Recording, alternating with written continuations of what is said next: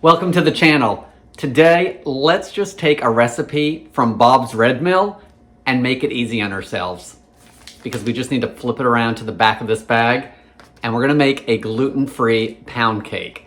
One of the things about this gluten-free pound cake, not a whole lot of ingredients, and for you dairy-free people, I think there's an easy swap out that'll work for you guys as well. I'm Jamie with SavorySaver. I share gluten-free recipes, tips, tricks, and resources to make your gluten-free lifestyle easier. So please consider hitting subscribe and let's get started. Sometimes I like to go over the recipe notes that I see before I even make something with you guys, just to give you some kind of heads up on what you're getting into. So let's go over a few things. First of all, the recipe again is on the back of the bag of Bob's Red Mill sorghum flour. This is one of the flours used. And I also found the recipe online, which I will link to. But the only difference in the recipe online on their website for some reason is it's not made with brown rice flour. They actually use sweet rice flour. So just be aware that I'm using brown rice flour per the back of the bag, but the recipe online actually says sweet rice flour. The recipe is a pretty standard pound cake recipe. The only dairy item in it is butter. So if you use plant-based butters or margarine and have success with those in recipes, I would totally try that swap out to keep the product dairy-free. In regards to a baking pan, I'm using, the recipe calls for a 9x5. This is actually 8x5, I think. So I went with my bigger pan. I usually use 8x4s a lot of times for breads and such, but this is an 8x5.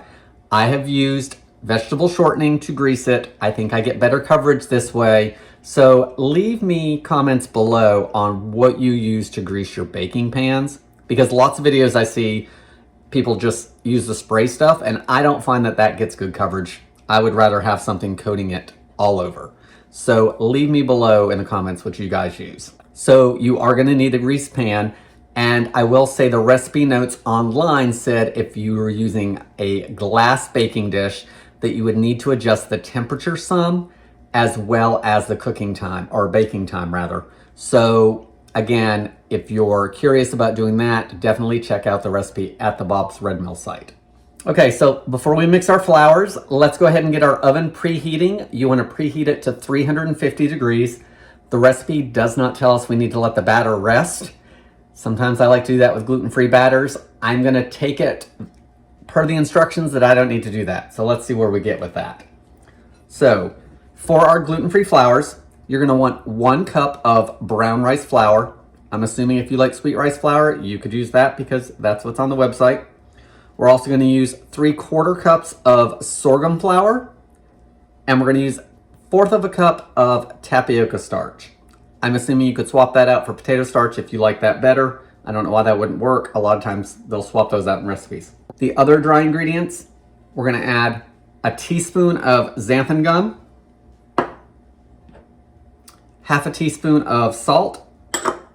Finally, we're gonna add 2 teaspoons of baking powder. And as you can see, my baking powder has gotten a little clumpy. If that happens, take a minute and put it through a sifter or a fine strainer. You don't want those lumps to end up in your baking. You want that baking powder to evenly distribute. So take a minute and just put it through a sieve. It just takes a second, and then you'll get this really fine powder, which is what you want. That's gonna give you better distribution. I know it's an extra step, but you don't want those chunks in there because it's not gonna make it bake properly.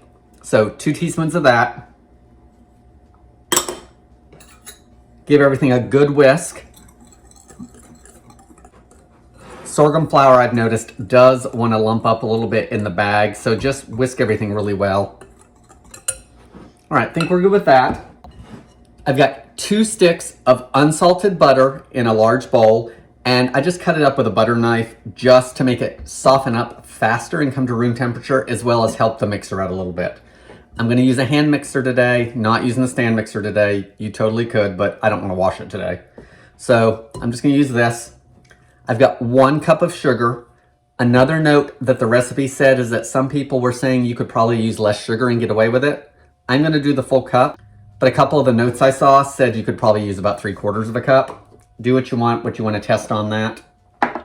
Now I want to cream the two of these together, and it's going to take about 5 minutes. You want it to be nice and fluffy, and everything should be a light lemony color. So let's start this up and jump you ahead.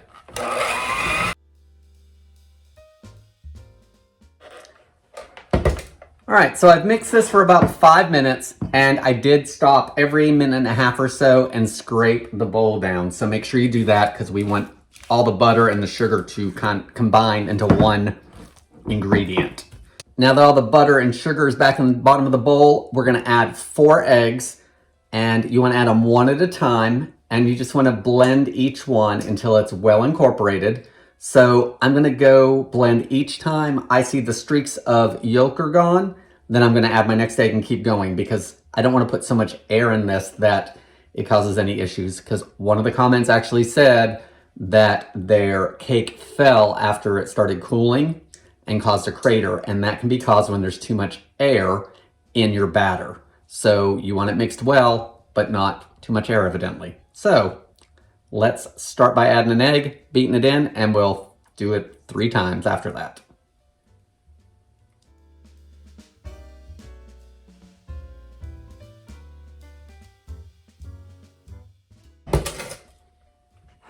All right, that didn't take long at all. I am gonna scrape the bowl and make sure it looks good.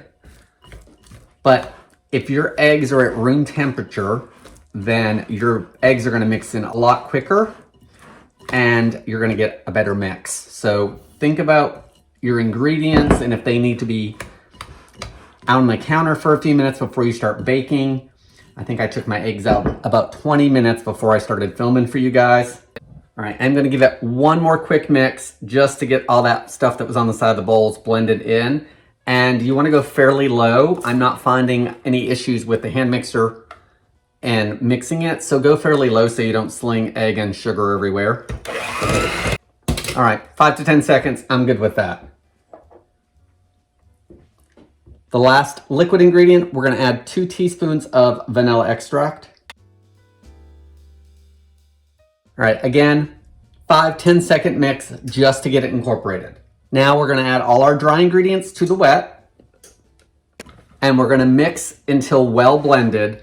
And I actually am gonna start off on this side of the bowl where my wet ingredients are, and hopefully I won't end up with 50% of that all over me. Let's see. Start off slow until it gets blending.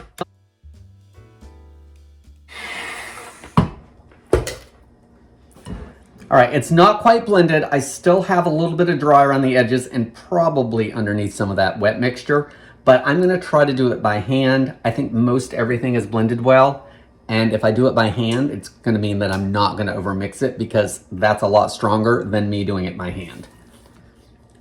And there's not really anything on the bottom of the bowl by the looks of it. There, just 3 or 4 times around the bowl, folding everything together. I think we're good. So we're gonna take our batter and into the prepared pan. Let's spread everything into the pan evenly.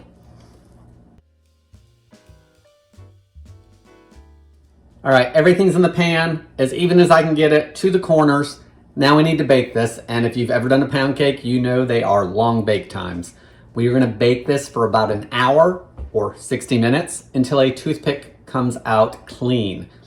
And I will say this is gluten-free, so things don't always like to bake like normal things. So definitely make sure you put that toothpick down to the bottom and you're not pulling up a bunch of batter that is not cooked yet at the bottom. After it comes out of the oven, you want to cool it for 10 minutes and then remove it from the pan and cool completely on a wire rack before you slice into it. So I've got some waiting to do, so it's time for me to do cleanup and maybe get another video ready for y'all. So I'm gonna do that and we'll be back when this is ready.